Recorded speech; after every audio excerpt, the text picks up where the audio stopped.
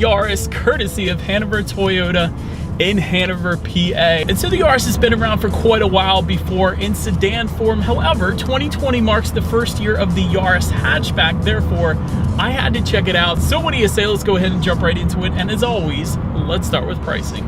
And so there will be a few different trim levels for the 2020 Yaris. First one being the L sedan, starting at $15,650. LE sedan for $16,750. XLE sedan for $18,750. LE hatchback starting at $17,750, and the XLE hatchback, the one we have today, starting at $18,750. And so regardless of trim level, the power plant on this one is going to be the same. Powering this little beast is a 1.5 liter naturally aspirated inline 4-cylinder engine, putting out 106 horsepower at 6,000 RPM, 103 pound-feet of torque available at 4,000 RPM. That power, of course, being sent to the front wheels through your choice of either a 6-speed manual or a 6-speed automatic. By the way, I should also mention that 6-speed manual that's actually only available on select trim levels, being the L and LE sedans only. So if you were to go for a hatchback, you only have the 6-speed automatic, just in case you were curious there. But all in all, MPG numbers come in at approximately 32 in the city, 40 on the highway. That is a lot of MPGs on the highway, you guys. Taking, of course, regular unleaded fuel or 87 octane. So before we do any kind of acceleration here in the Yaris, I first did want to mention there are some drive modes. There's essentially normal, which is where the car defaults to, and there is sport. And by the way, that little toggle switch is located directly behind the shifter there. So just slide it up if you want that sport mode, and then slide it back down if you want to go back into normal. And so when I just pushed it up into sport mode there, it did immediately downshift. So it does hold the RPMs at a little higher level, giving you more power on demand there. Also just the throttle response and actually the steering sensitivity as well. And so having said all that, what do you guys say? Let's do a quick little acceleration here in the 2020 Yaris, and let's see how quickly we can get this one here up to speed. Here we go. Go, go. Actually not that bad. I wasn't expecting that kind of acceleration out of 106 horsepower, but this is such a small car. It's a light car, so kind of feels like a go-kart, honestly. As far as acceleration goes, that's honestly just fine. Probably not gonna have the passing power you want at highway speeds, but at low speed acceleration, it's kind of fun. But so anyways, to go along with that acceleration, braking is equally important. And so up front, you will find power assisted ventilated disc brakes. In the back, 9-inch rear drum brakes. And some people will say, well, why doesn't it have 4-wheel disc brakes? A lot of subcompact cars do not. And you guys will probably find that if you start looking into it. But 4-wheel disc brakes is nice, but honestly, for the size of the Yaris, you really don't need them. So as far as braking feel goes, it has been perfectly fine for me today. Certainly no issues whatsoever with bringing this one to a stop. Then touching on suspension and handling, up front, you're going to get an independent McPherson strut front suspension with the stabilizer bar. In the back, a torsion beam rear suspension. And as far as the steering feel goes, I kind of like it, especially in that sport driving mode, because again, it adjusts the weight of the steering wheel when you put it in that sport driving mode. But in that sport driving mode, the steering feel is actually quite nice. Certainly no issues there. Touching on ride quality a little bit, you guys probably know that's kind of the trade-off with smaller cars. You do feel a bit more of the road, but probably no issues for me. I have a lowered Mustang on 20-inch wheels, so I feel a good bit of the road as it is, and I would say this is probably better than that, quite honestly. So for me, it wouldn't be any issues. And as far as road noise goes, that is a little more pronounced as well. Again, smaller cars, you're gonna have that. All in all, when it comes to suspension and handling, the steering feel is really where it's at. I do love the steering feel on this 2020 Yaris here that we have. But now let's make our way to visibility as I adjust my mirror here. I should have done that before. I can see perfectly fine. And again, I have the hatchback today, so sedan is probably going to be just as good, but I can see perfectly fine out the back. Certainly no issues there. Did want to also mention rain sensing windshield wipers come standard on the XLE trim level. So that is a pretty cool feature. It's kind of like automatic headlights. Essentially, once the Yaris picks up that it's starting to drizzle, it automatically puts on the windshield wipers, so you never have to worry about it. So one less thing you have to worry about, so you can focus more of your attention on actually driving and enjoying the drive. So that's definitely a plus and kind of a safety feature in itself. But that about rounds out the performance segment of this review. Let's go ahead now and check out the exterior of this new 2020 Toyota Yaris hatchback.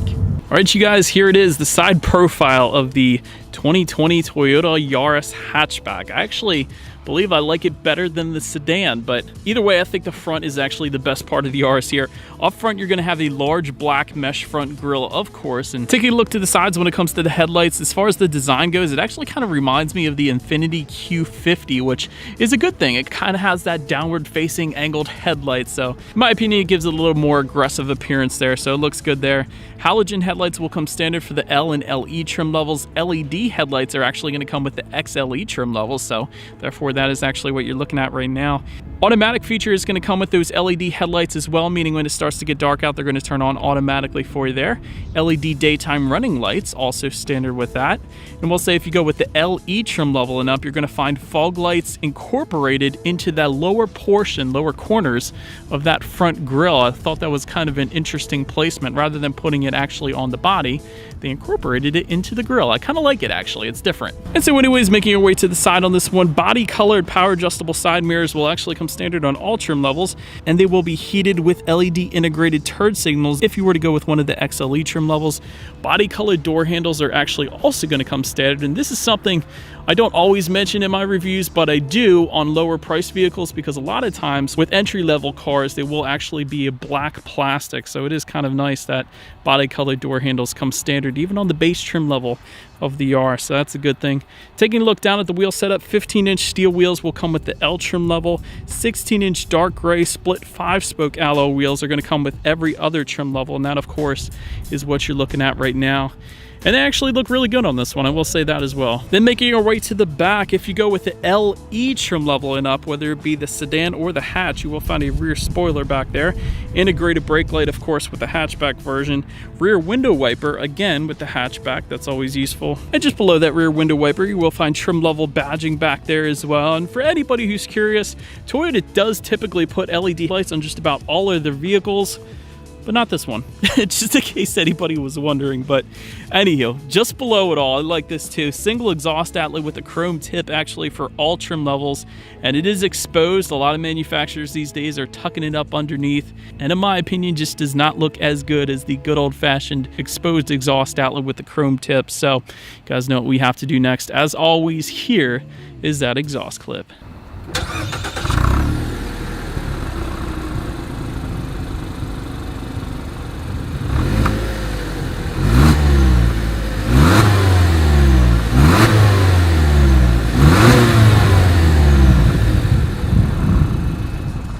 Alright, so now since we are around back, as far as opening that rear trunk, it's pretty simple. You simply just lift up underneath there. That is how you're going to get that hatch open. Once opened up, cargo capacity is going to differ a little bit between the sedan and the hatchback. Sedan comes in at 13.49 cubic feet. Hatchback actually gives you a little more, coming in at 15.86 cubic feet. Either way, regardless of whether you go with the sedan or the hatchback, you will find a 60-40 split, meaning the rear seats do fold down for a good bit of extra space there if you needed it as well. But make your way to the rear legroom. That is going to come in at 34.4 inches. So for reference, I'm an even 6 feet tall. This is how much space I have back there. And for those rear passengers, there are a couple of cup holders within their doors, of course. No fold down center armrest with cup holders or anything like that. Really, it's too small of a car for that anyways. I did kind of like that there were chrome door handles on the interior though, including those rear door handles, so found that pretty cool. But anyways, making our way to the front seats, manually adjustable cloth seats will come with the L and LE trim levels. Manually adjustable leatherette seating with the XLE trim levels. That is definitely a pretty cool feature, especially considering it's a subcompact car, so that's pretty cool. And actually the seating was very comfortable. It's bolstered pretty darn well for a subcompact car. It really holds you in place around the turns, which is a good thing because the Yaris is kind of fun to throw around the turns, if I'm being honest there. So yeah, as far as the seats go, I actually really liked them. But taking a look at the steering wheel now, tilt and telescoping steering wheel will come standard on all trim levels and will actually come leather wrapped if you were to go with one of the XLE trim levels. Then make your way to the startup. Let me first start by showing you guys the key here. It actually kind of reminds me of a Mazda key, to be honest. Everything is all on one side. You got your Toyota logo on the one side, lock, unlock. And as far as starting this one, there is a push button start if you were to go with the LE or XLE trims. So essentially the L is the only turnkey ignition left as far as the Yaris goes, at least. But so all I'm going to do is simply just put my foot on the brake and press that engine start button, which is located kind of in the bottom right hand corner of the gauges, kind of, so to speak. But anyways, once started up, tachometer is going to be all the way on your left in digital form. Speedometer is front and center, and again, there is a digital display to the right as well. On the right side, it's going to give you your outside temperature as well as how many miles you have left until you hit empty, which apparently for us is not too many left here. But so then touching on overall interior quality, I do kind of like that chrome trim. It kind of ties around the air vents, then kind of a metallic aluminum look just above the passenger side glove box that ties together the air vent in the center as well. So that's a pretty cool design there. Got some leatherette finishes above the glove box with some blue stitching. And by the way, that blue stitching carries on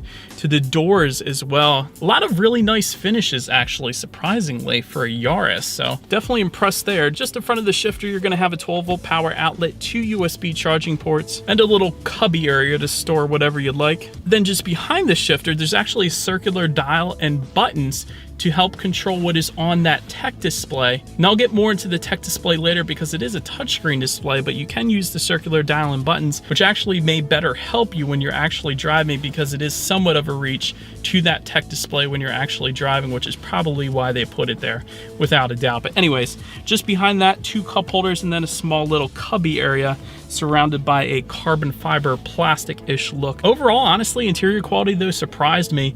A lot of very high-end finishes. I love the blue stitching. I love that they carried the leatherette finish above the glove box and it ties together right into the center of everything. It's a really actually nice finish for the Yaris. Well done, Toyota there. Overhead sunglass holder. I don't want to forget to mention that on the roof as well. But making our way now to the tech display, 7-inch color touchscreen display for all trim levels actually. And again, you can use the touchscreen or you can use the circular dial and buttons behind the shifter. Either way, it gives you Bluetooth and audio streaming, Android Auto, and Apple CarPlay, which is a new feature for the 2020 Yaris. So therefore, if you have a smartphone, all you need to do is simply hook it up to the Yaris, and that gives you free navigation through your smartphone, as well as the ability to like and dislike your Pandora songs up there. And there's a couple other compatible apps, of course, as well. And of course, you can also check out your radio settings up there. And by the way, when it comes to the sound system, every single trim level will give you that same 6-speaker sound system. So therefore, that is what we have today. So what do you guys say? Let's go ahead and turn on the radio here, see what we got playing today, and let's test out the clarity of this one.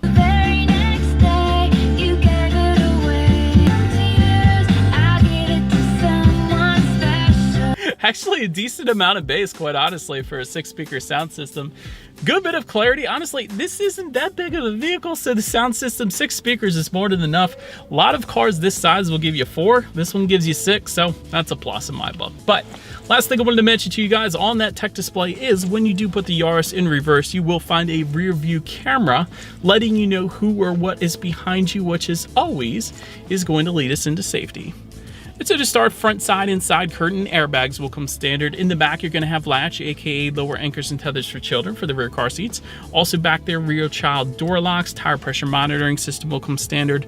But also, the Yaris is going to add to that a low-speed pre-collision system, which operates at speeds of up to 18 miles per hour or less. So essentially, when the driver presses the brakes, the braking system will provide additional brake pressure to help avoid a collision when the system feels that one is imminent. And so that is about it for this one, you guys. Thank you so much for watching. Feel free to follow me on social media at the bottom of the screen there if you like. I'm sure I got some wicked glare coming at me with the sun right now, but nonetheless, feel free to hit the subscribe and the bell notification button if you're into new car reviews. That is what we do here on this channel after all. Do appreciate you guys watching more than you know, and I will see you guys all in the next video. Stay gold.